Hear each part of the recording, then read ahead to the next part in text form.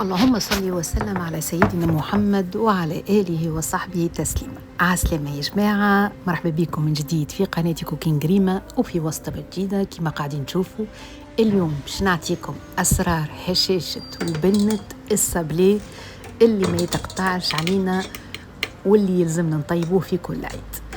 ايش اعطيكم المقادير في صندوق الوصف. السابلي هذايا صدقوني اذا كان جربتوا الوصفة ماكمش باش تبدلوها. هنا باش نغربل 400 غرام فرينة، باش نزيد عليهم ما قيمته 200 غرام سكر محور، ويلزمني زاد نغربلهم. تحبوا تنقصوا في السكر محور ننصحكم، بما انه المعجون حلو تعملوا كان 180 170 غرام سكر محور. باش نغربل عليهم زاد 100 غرام نشا،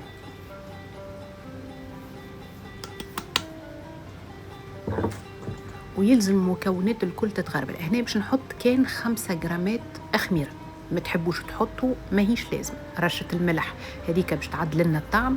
وهنا باش نعملها بطريقة السبلاج، باش نزيد عليها 250 غرام زبدة، باش نبدا نزيد فيهم بالطرف بالطرف.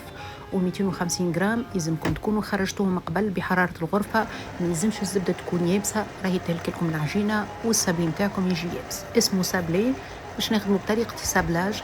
الطريقة هذه كل عام نعملها، واي سابلي نطيبوا بالطريقه هذه. فما طريقه السابلاج، والمره الجايه نعمل لكم طريقه الكريماج، وانا نفضل طريقه السابلاج خاطر بالسابلاج السابلي ديما يجيني هشوش، لا نزيد فيه لا نقص. هنا المكونات نتاعي الكل تخلطت، لازمنا نلقاو القوام هذايا كما قاعدين تشوفوا.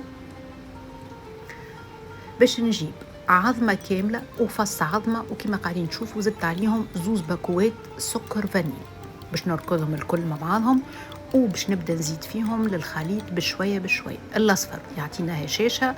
أنا عطيتكم على 400 غرام فرينة، تحبوا تعملوا أكثر ديما أضربوا في 2 الكمية اللي عندكم. هنا باش نزيد بالطرف بالطرف. هذيك الطريقة اللي نعمل بها لين تتلم العجينة. شوفوا العجينة تجيكم طرية وما تعجنوهاش.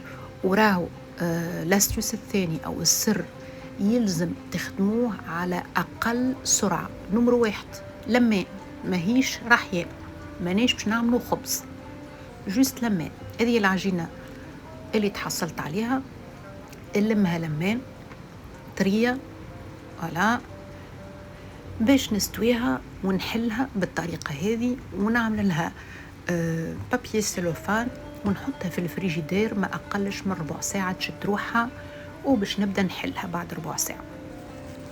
هذا باش نحطها في الساشي أليمونتير وباش نخليها في الفريجيدير ما أقلش من ربع ساعة، خاطر النهار لهنا عندي شوية سخون، نحب الكعيبات السابلي يجيو فرد فورمة وما يكبروش وما يصغروش، زادا كيف كيف. حلو بالطريقة هذه، ما تخليوهاش كعبورة واحدة، حلوه باش الزبدة زادا كيف كيف تطوعكم. بعد هنا بعد ربع ساعة جبت بابي كويسون باش نحلو على بابي كويسون. انا راني زاده السابلي ما نحلوش لا بالفرينة ولا بالنشا ولا بالزيت، نعمل بابي كويسون من اللوطة، بابي كويسون من الفوق، ونبدا نحل بالطرف بالطرف. هنا قسمت الخليط متاعي الى 3 أقسام، كل مرة نخدم شوية. هذه العجينة بسم الله ما شاء الله. جبت القوالب متاعي، القوالب متاعكم تنجموا تستعملوا أي قالب عندكم، لكم الاختيار واللي متوفر عندكم. هنا راني عملت أستيو خرج، جبت شوية بالفرقيطة عملت تاك الخطوط، تنجموا زادة تعملوا ولا ما تعملوهمش. هذه الكعيبة هذه السمك متاعها ميزمهاش تكون عريضة برشا، هيك عالية برشا، هذا السمك المحبذ. وتنقبوها وتنحيوا الزيت تخليوها على جنب باش نعاودوا نخدموا بيه. هكا نحي الزيت ونخلي كان الكعيبات تعملوا مثلا تحسبوهم قد يا تعملوا طبق كامل معناها مسكرين وطبق منقب كي من هكا، والا تعملوا شطر طبق منقب وشطر طبق من مسكر كما قاعدين تشوفوا، او كالزينه اللي قلت لكم عملتها بالفرشات على كعبات هيك، والبقيه خليتهم عاديين.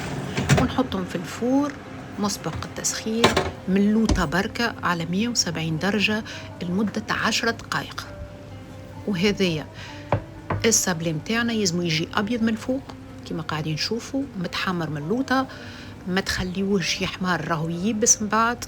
وباش نبدا نعمل المعجون متاعي، اي معجون عندكم متوفر. انا عندي لهنا معجون المشماش وعندي معجون الفريز، والاذواق تختلف، تنجموا تحطوه بالشوكولاته، تنجموا تعملوه بالزيادة كيف كيف بالشوكولا تارتيني. انتم لكم حريه الاختيار. هذاك علاش نقصت راني في السكر، عملت قلت لكم كيما قلت لكم راهو نورمالمون الوصفه فيها 200 غرام، انا عملت كان 170 غرام سكر محور لخاطر فيها المعجون، والمعجون اللي عندي لهنا حلو برشا.